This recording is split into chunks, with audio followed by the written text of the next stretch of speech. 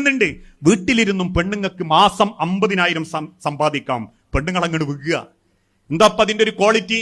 നിങ്ങൾ ആദ്യം 10,000 ഇൻവെസ്റ്റ് ചെയ്യണം. എന്നിട്ടോ ശേഷം നിങ്ങളെ വലതുഭാഗത്ത് മണി ചെയിൻ പോലെ നിങ്ങൾ പിരമിഡുകൾ ഉണ്ടാക്കണം. നിങ്ങൾ 5 ആളെ ചേർത്താൽ ആ 5 ആളെ ചേർത്തതിന്റെ കൂലി നിങ്ങളെ കൂട്ടത്തിലേക്ക് വരും. പറഞ്ഞാൽ ഞാൻ അതിന്റെ കൂടെ ചേർന്നു. ഞാൻ എന്റെ വാപ്പ, എളാപ്പ, മൂത്താപ്പ, അമ്മാവൻ, അമ്മായി എല്ലാരും ഇതിൽ ചേർത്തു. വലത് ഇടത് 5 ആളെ ചേർത്തു. ഭാര്യ വീട്ടുകാരാ, മൂപ്പര ബാക്കിയുള്ള പിയ്യാപ്പിളാരാ എല്ലാരെയും കൂട്ടി.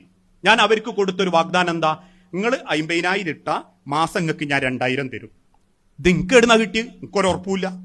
എനിക്കവൻ തരും എന്നുള്ളൊരു ഊഹേ ഉള്ളൂ. എനിക്ക് അവൻ ഞാൻ ഇടുന്നിടത്തുനിന്ന് തരും എന്നുള്ളൊരു ഊഹം. അവസാനം ഇതല്ലാണ്ട് ഓലെല്ലാരും കൊണ്ട് ചുട്ടു. ഞാനിത് പറയുന്നത് മുസ്ലിങ്ങളെ കുടുംബത്തിൽ തന്നെ ഉണ്ടിട്ടോ. എത്ര മനുഷ്യന്മാരാ ഹക്കല്ലാത്ത മുതലുകൊണ്ട് തിന്ന് ജീവിക്കുന്നതെന്നാ.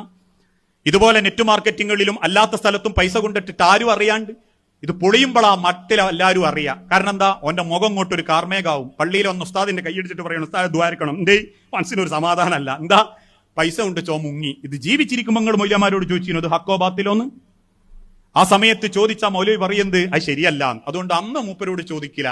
കുണ്ടിട്ട് പൈസ പോയി എന്ന് കാണുമ്പം കാണാൻ ചിലർ മൗലവിമാരോട് ദ്വാരക്കാൻ, കുടുംബത്തിൽ സ്വൈര്യം കിട്ടാനും സമാധാനം കിട്ടാനും ഒക്കെ ഒരു പ്രാർത്ഥനക്ക് വരുന്നത്. ഇനി അവസാനം ഇത് പൊളിഞ്ഞു. എന്റെ മൂത്താപ്പ, എളാപ്പ, അമ്മോൻ, അമ്മായി എന്റെ നേരെ വാളുമായിട്ട് ഞാൻ എങ്ങോട്ടാ പോവുക? ഇന്നൊരാളൊരു ഊഹത്തിന്റെ പേരിൽ 10 ആളെ ഞാൻ പറ്റിച്ചു. എനിക്ക് ആകെ പോകാനുള്ള ഒരുത്തന്റെ അടുത്തേക്കാ. ഓ എന്നോ മുങ്ങി.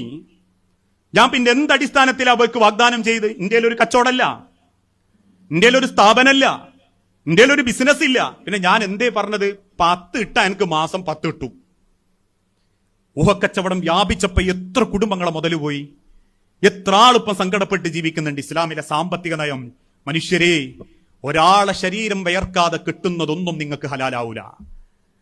അത് ഇന്ന് കിട്ടിയാ നാളെ പടച്ചോൻ വേറെ വൈക്ക് കൊണ്ടുപോയിട്ടുണ്ട്. സമ്പാദിച്ചു വെച്ചോളൂ ഇഷ്ടം പോലെ ആളെ പറ്റിച്ചിട്ട്. ഇതെല്ലാം നിനക്ക് ഹോസ്പിറ്റലിൽ കൊടുത്താലും തീരാത്തത്ര ഒരു വേദനയിലേക്ക് പടച്ചോൻ നിങ്ങളെ കൊണ്ടുപോകുന്നുണ്ട്. അത് അള്ളാന്റെ കൗല, അള്ളാന്റെ ഹബീബിന്റെ കൗലാണ്.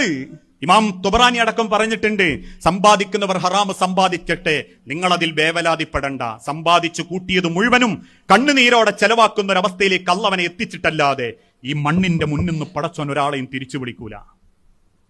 ഇസ്ലാമിലെ സാമ്പത്തിക നയം അള്ളാന്റെ ഹബീബ് പഠിപ്പിച്ച.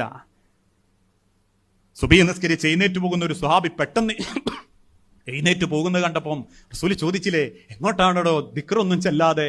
റസൂലെ, മക്കള് പട്ടിണിയാ, അതിന് അയൽപ്പക്കക്കാരന്റെ ഈത്തപ്പഴം കൊലച്ച് വീണിട്ടുണ്ട് നബി എന്റെ പറമ്പക്ക്, അതെടുത്തിട്ട് ഇനി കോന്റെ പറമ്പക്ക് ഇടണം, എന്റെ മക്കൾ എഴുന്നേറ്റാൽ അവരത് തിന്നുകളയും. ഇസ്ലാമിന്റെ സാമ്പത്തിക രംഗത്തുള്ള സൂക്ഷ്മതയാ. റസൂലിന്റെ കൂടെ ജീവിക്കണോ?